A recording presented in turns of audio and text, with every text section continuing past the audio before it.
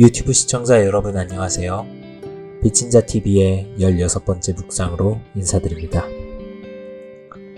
지난 가인과 아벨의 이야기를 통해 질투와 진정한 예배에 대한 주제로 생각을 나눴었습니다. 오늘은 그 이후의 이야기입니다. 아벨을 죽이고 난 뒤 가인의 이야기입니다. 오늘 이 영상을 처음 보시는 분은 가인과 아벨 이야기를 먼저 보고 오시길 추천드릴게요. 말씀부터 읽고 시작하겠습니다. 창세기 4장 11절에서 13절까지 말씀입니다.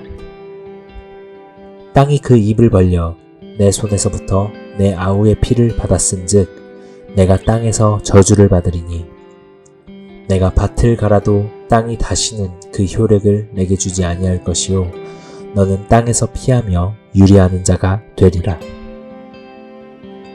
가인이 여호와께 아뢰되 내 죄벌이 지기가 너무 무거우니이다.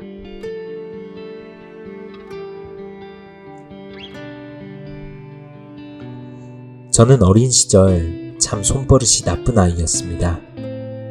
부모님의 돈에 손을 댄 적이 있거든요. 때론 동전을 모아두었던 저금통에서 조금씩 돈을 빼 몰래 사용하기도 했었습니다. 처음 느꼈던 죄책감은 잘못이 반복될수록 무뎌져만 갔습니다. 어느 순간부터 부모님이 계시지 않을 때마다 몰래 돈을 빼는 것이 습관이 되어버리기 시작했습니다. 그러고는 항상 문구점 앞에서 쪼그리고 앉아 오락실에서 게임을 즐기다 집으로 돌아오곤 했죠. 철없던 어린 시절의 이야기입니다. 그러던 어느 날 제가 돈을 가져간 것을 이미 아신 어머니는 저에게 물으셨습니다. 아들, 돼지 저금통에 있던 돈이 없어지는 것 같은데 혹시 어떻게 된 것인지 알고 있니? 어린 저는 그 말이 그토록 많은 생각을 들게 만드는지 몰랐습니다.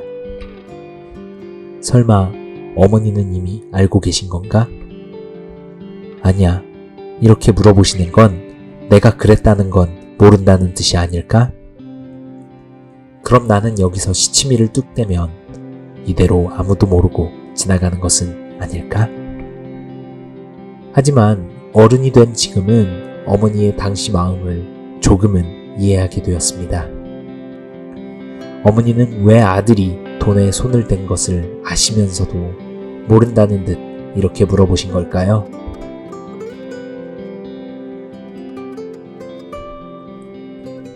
가인은 아벨을 죽이고 아직도 분에 차서 씩씩거리고 있었습니다. 정신을 차려보니 눈앞에는 동생이 죽어있고 자신의 손에는 피 묻은 돌이 들려 있었죠. 그래도 아직까진 죄책감이 들기보다는 약간의 후련함과 다 삭히지 못한 분노가 더 마음을 채우고 있었습니다. 이곳은 아무도 없는 들판 한가운데 목격자는 없습니다. 가인은 다시 자신의 자리로 삶으로 돌아와 일상을 살아가고 있었습니다. 여호와 하나님은 가인에게 물으셨습니다. 내 동생, 너의 아우 아벨은 어디에 있느냐?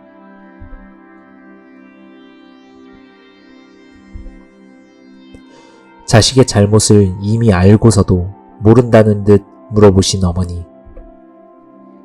자식으로부터 어떤 대답을 듣고 싶으셨기에 그렇게 물어보신 것일까요? 무엇이 가장 정답인지는 여러분도 잘 아시리라 생각합니다. 어머니는 마지막으로 자식이 스스로 자신의 죄를 뉘우치고 앞으로 다시는 같은 실수를 반복하지 않겠노라 다짐하는 것을 원하셨던 것이죠. 만일 그 아들이 시치미를 떼며 이렇게 대답한다면 어머니의 마음은 어떨까요?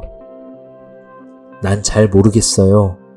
저금통에 돈이 없어진 건 그건 나와는 상관이 없는 일이에요. 이미 자식의 잘못을 알고 있던 어머니는 분명 가슴에 깊은 상처가 남게 될 것입니다. 내가 자식을 잘못 키운 것인가 하는 죄책감이 올라옴과 동시에 믿었던 자식에게 마지막으로 기대했던 뉘우침이었건만 배신감도 느껴지겠죠.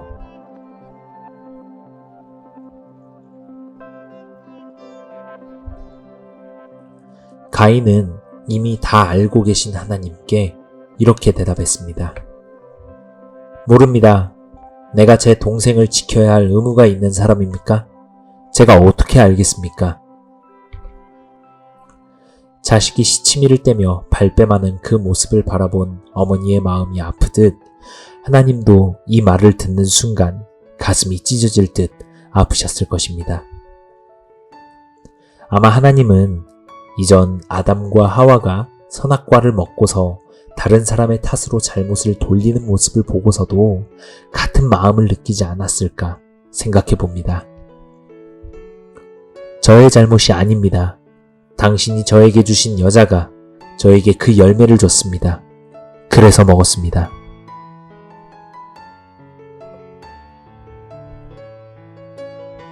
만일 자식이 저금통에서 돈을 훔쳐간 것이 분명한데도 불구하고 그 죄를 인정하지 않는다면 무엇이 올바른 부모된 사람으로서의 다음 행동일까요? 자식을 정말로 사랑한다면 이 부모는 자식에게 무슨 말을 해줘야 할까요? 어머니는 결국 아들의 잘못된 행동에 대해서 아픈 가슴을 내려놓으며 책망하고 그 죄를 묻기 시작합니다. 엄마가 정말 모를 줄 알았니? 엄마는 이미 내가 돈을 가져간 것을 잘 알고 있단다. 엄마는 내가 돈을 훔쳐간 것만으로도 모자라 나에게 거짓말을 하는 모습을 보니 가슴이 찢어질 듯 아프단다. 엄마는 가슴이 매우 아프지만 그래도 너의 올바른 미래를 위해서는 어쩔 수 없구나. 가서 회초리를 가져오너라. 종아리를 딱 5대만 맞도록 하자. 아들은 지금에라도 잘못을 뉘우치고 솔직하게 말을 해야 합니다. 어찌 보면 지금이 어머니와 아들의 관계를 회복할 수 있는 마지막 기회입니다. 지금 아들이 반드시 해야 할 말은 바로 이것입니다. 어머니 죄송해요. 잘못했어요. 앞으로는 다시는 이런 일이 없도록 착한 아들이 될게요. 정말 죄송해요.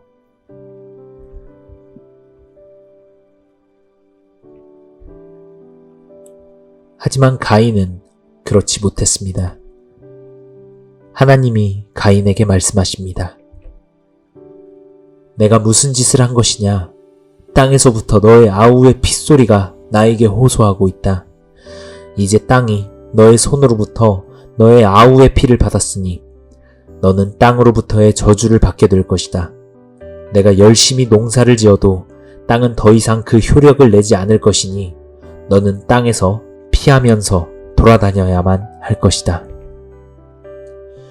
마지막으로 기회가 주어졌습니다. 가인은 이제 하나님과의 관계를 회복하기 위해 이제라도 죄를 뉘우치고 자백해야 했습니다. 하나님 잘못했습니다. 용서해 주세요. 제가 질투와 시기심에 눈이 멀어 나의 아우 아벨을 죽이고 말았습니다. 저는 그 죄의 값을 치러야 마땅합니다. 하나님이 저에게 내리신 벌을 달게 받겠습니다.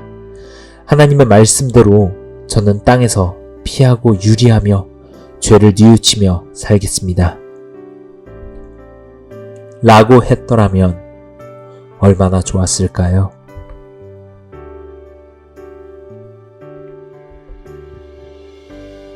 회초리를 가져오라던 어머니의 말씀에 아들은 도리어 소리칩니다. 아니 어머니, 저에게 체벌을 내리시려는 것입니까? 저에게 내려지는 벌이 너무 가혹합니다. 어린 저에게 이건 아동학대 아니에요? 만일 아들이 이렇게 어머니에게 되묻는다면 그 어머니의 마음은 어떨까요? 저도 이제 곧 아버지가 되겠지만 만일 제 자식이 그런다면 정말 가슴이 찢어지듯 아플 것만 같습니다. 가인이 바로 그랬습니다. 가인은 자신이 저지른 죄에 대해서 잘못했다 고백하는 내용이나 죄를 뉘우친다는 내용이 이후 성경에는 전혀 등장하지 않습니다. 그저 하나님께 이렇게 대답할 뿐입니다. 저에게 주어지는 벌이 너무 가혹합니다. 농사를 짓는 저에게 땅의 저주를 받고 땅을 유리하며 피하는 사람이 되어야 한다니 가혹하지 않습니까? 자신이 저지른 잘못에 대해서는 아무런 언급이 없습니다. 오직 자신이 받게 될 처벌에만 이야기에 초점이 있습니다. 게다가 하나님이 자신에게 내리신 벌로 인하여 자신이 살해를 당할 수도 있다고 이야기합니다. 하나님이 가인에게 내리신 벌은 타인에 의한 죽음이 아니었는데도 말이죠. 하나님이 가인에게 내리신 벌은 땅의 저주를 받는 것이었고 땅에서 유리하며 사는 자가 되는 것이었지 그 이상의 벌은 없었습니다. 그래서 하나님은 가인에게 표를 주셔서 그 어떤 다른 사람이 가인을 죽이지 못하게 보호하십니다. 죄에 대한 심판의 주권은 오직 하나님에게만 있음을 볼 수 있는 장면이죠. 다른 한편으로는 가인은 다시 한번 기회를 얻은 것입니다. 자신에게 주어진 처벌을 달게 받으며 살아가다 언제라도 그 죄를 뉘우치고 회개할 수도 있는 기회를 얻은 것이죠. 죄를 지은 자식이지만 여전히 그 사랑하는 자녀인 것처럼 하나님은 참고 또 참으십니다. 아담과 하와가 죄를 짓고 난 후 벌을 내리신 뒤에는 가죽옷을 지어 입히신 것처럼 가인이 죄를 짓고 난 뒤 벌을 내리신 뒤에는 하나님이 가인에게 표를 주사 보호하시며 다시 기회를 주신 것처럼 자식이 잘못을 저지른 후에 회초리를 때리고 난 뒤에는 정성스레 종아리에 상처약을 발라주시던 어머니처럼 하나님은 그런 분이십니다.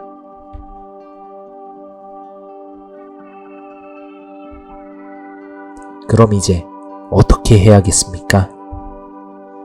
가인은 자신에게 주어진 벌을 달게 받으며 살아가야 할 것입니다. 가인은 땅에서 유리하는 자가 되어 살아가야 합니다. 그것이 자신이 치러야 할 대가입니다. 하지만 우리가 가인을 닮지 말아야 하는 이유가 바로 여기에 있습니다. 가인은 그렇지 않았기 때문입니다.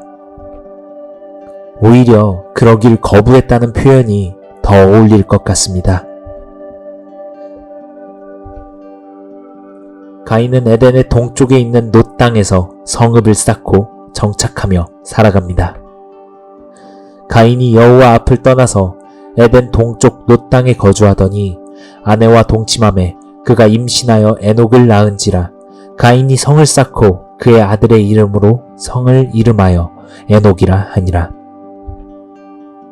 성을 쌓고 정착민으로 살아간다는 것은 유리하며 살게 될 것이라는 하나님의 명령을 정면으로 거부하고 도전한다는 것을 의미합니다. 자신을 지켜주리라는 하나님의 주신 표를 믿지 못하고 자신의 힘으로 성을 쌓아 자신을 보호하고자 한 것이겠죠. 결국 가인과 그 후대의 사람들은 이 세상의 죄악의 번영을 대표하는 집안이 되었습니다. 가인의 후예인 라멕이라는 사람은 사람을 죽여놓고도 그것을 자랑하듯 노래합니다. 가인을 위하여는 벌이 7배일진데 라멕을 위하여는 벌이 77배이리로다 하였더라. 하나님이 가인을 위하여 주신 표를 인용하며 노래를 부르는데 자신의 조상 가인과 마찬가지로 나도 살인자며 나를 해치는 자를 위해서는 그 벌로써 77배로 복수하겠다는 내용입니다. 성경에서는 이 가인의 후손들을 죄의 번영과 타락의 대표적인 가문으로 기록하고 있습니다.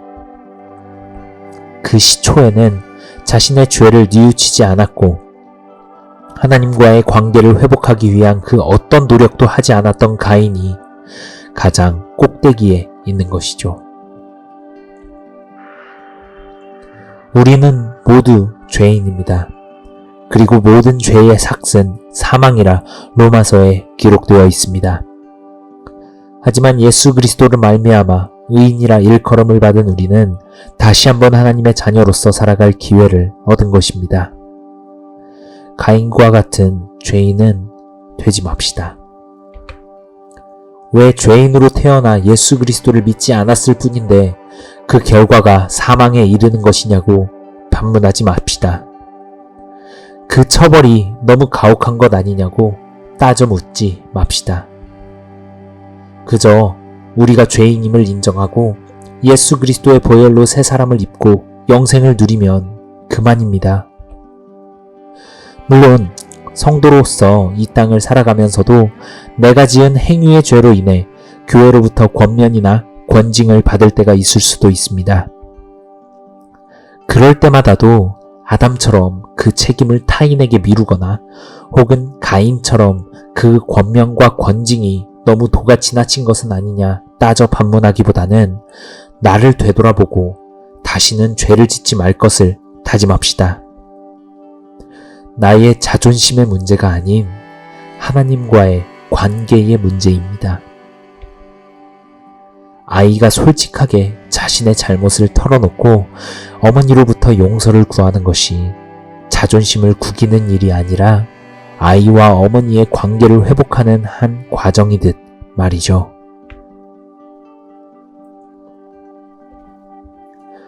오늘 묵상은 여기까지입니다. 좋아요와 구독, 알림 설정은 큰 힘이 됩니다. 피친자TV 시청자 여러분 모두 평안하세요. 샬롬.